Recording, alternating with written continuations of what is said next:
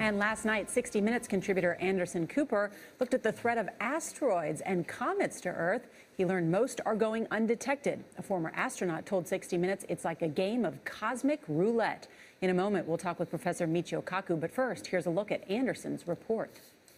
But as the scriptwriters of the Hollywood blockbuster Armageddon vividly imagined, asteroids have the potential to harm mankind as well. For better or worse, this is what many of us know about near-Earth objects. That if Bruce Willis hadn't nuked one, it would have destroyed the world. You see these movies with Bruce Willis where an asteroid is coming and is going to destroy the world. Is that likely? No, no. We found 95% of the large ones, and none of them represent a threat in the next 100 years or so. What about the other 5%? We're still looking. He's talking about objects over half a mile wide that are big enough to cause global destruction.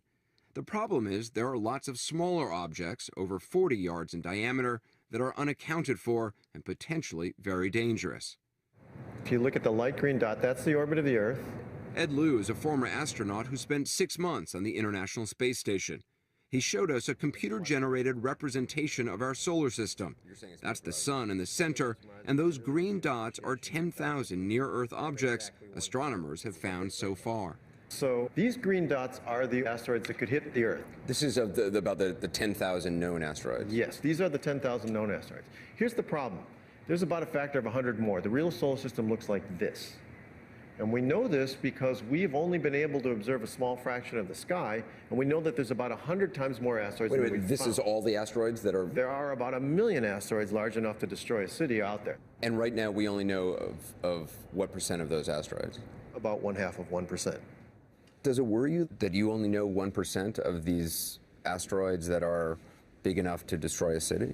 Well, most of those are really small, and the odds are that many of these would hit in a remote area or could hit in an ocean.